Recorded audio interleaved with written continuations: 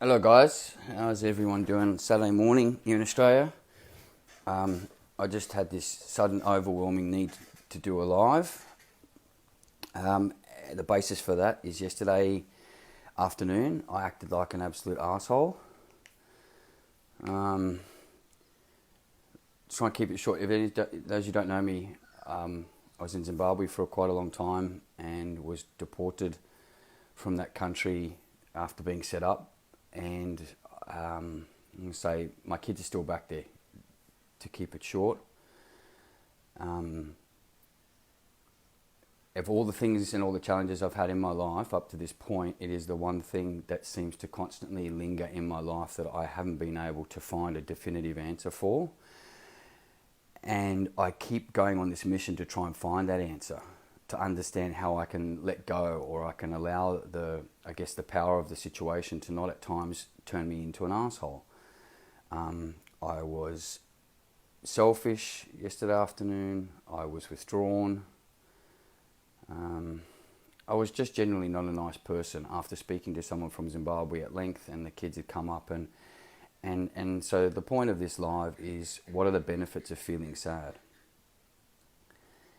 If I had allowed myself yesterday to stop and acknowledge the fact that I felt sad, if I'd actually taken the time to slow right down and actually notice the sadness for what it is, to understand that the situation is actually a sad situation, I would have taken 5 minutes of my life.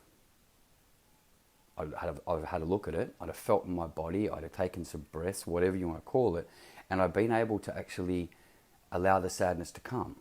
And if that means I had to have a bit of a cry, then who gives a shit? I have a bit of a cry. But when we suppress that feeling, and in this situation, because I suppressed the sadness and because I wasn't prepared to speak my mind and say I am sad, or because I wasn't prepared to sit and actually allow that sadness to present itself, instead, what did I do? Now, I don't drink normally. I drink very rarely. So what I do, I went and drank beer. So what did the beer do? It basically accentuated or made the asshole behaviour 5 times worse. So did I do any serious damage? No, because I'm incredibly controlling of my behaviour. But internally, I was an asshole. I was patronising. I was selfish. I was all the things that I try and teach men not to be. All because I wasn't prepared to stop for 5 minutes of my life and acknowledge the fact that I was sad. So the purpose for this live, and the reason I go on and on about this, is if we don't take the time to acknowledge how we truly feel, if we want to ignore it, you want to suppress it, you want to pretend it doesn't exist, you want to pretend you're not sad, you're not angry, you're not confused, you're not frustrated. If you want to pretend, it will come out somewhere else in your life. Fear will commonly come out as anger. Sadness will come out as arrogance, because we're trying to compensate for the feeling that we're denying. So this is a really simple live today, just to remind you guys, if you're feeling something, stop. How many minutes in a day? Take 5 to acknowledge the feeling for what it is.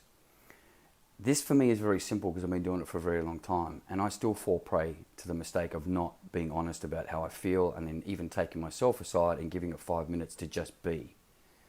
Mikey, how you doing, brother? And that's all this really is today.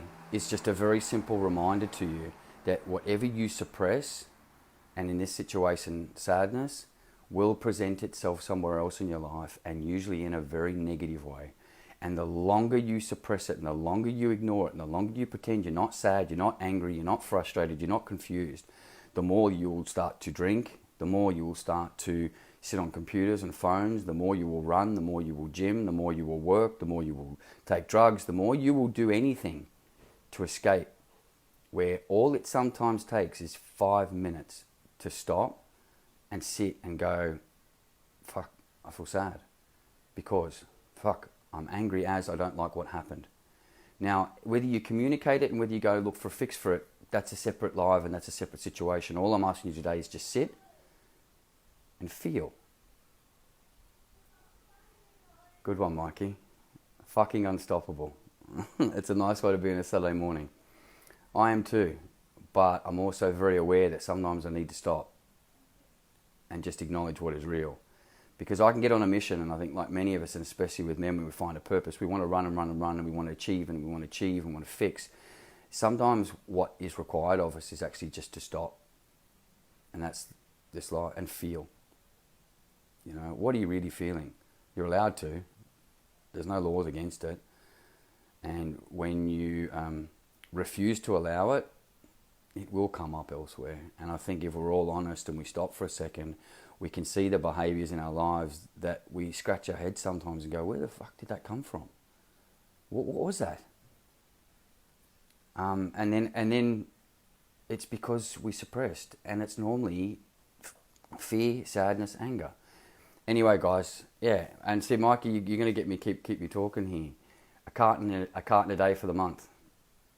And so Mikey's basically beautiful, as he always is vulnerable as, and has been courageous to share from an ex-addict. That's what happens that quickly. Now, I'm not saying everyone's going to drink that much or you're going to derail yourself that heavily, because we're pretty good at controlling ourselves. But what inevitably happens is, if it's not booze, like I said, and this is the trick in modern society, it's the gym, it's running, it's our phones.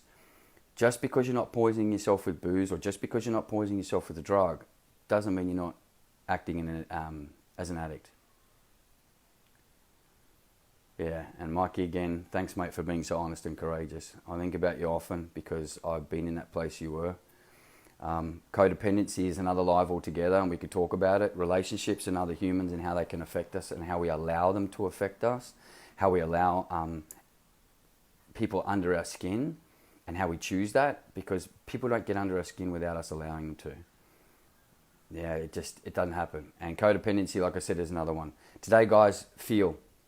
Yeah, quietly. If you're a man and you have a problem with this concept, and it pisses you off and bugs you that I keep talking about it, or that your wife keeps telling you that you should pay attention to it, this doesn't make you any less of a man. This is actually taking control back of the things you're really feeling, and taking control back of your behaviour. It's starting to understand why it is that you drink one too many, or you don't want to go home to the kids and the wife, or why you're fighting with the missus all the time. That's what this is about. It's that simple. It's just stopping and actually feeling it. You don't have to show it in front. You don't have to cry in front of the family. You don't have to cry in front of another person. You don't have to be angry. But you just got to stop and acknowledge what it is you're truly feeling. Taking 5 minutes to accept. Shit, that's real. I'm sad, and that's okay. It's no big deal. Yeah, I'm fearful. I'm fearful of financial reasons. I'm fearful of losing my job. That's real, and it's allowed. And we've got to stop perpetuating this bullshit cycle, especially in men, but it's happening more in women because they're stepping more into that masculine energy, to stop pretending. Because it is disconnecting us. It's driving us into a place where we've got absolutely no fucking clue what's going on around us. We're all just pretending. It's not that difficult. And that's why I'm here, and this is why I keep putting these lives out. It's why I keep fumbling through this stage of things, because I really want people to understand that it's okay to be real and it's okay to feel.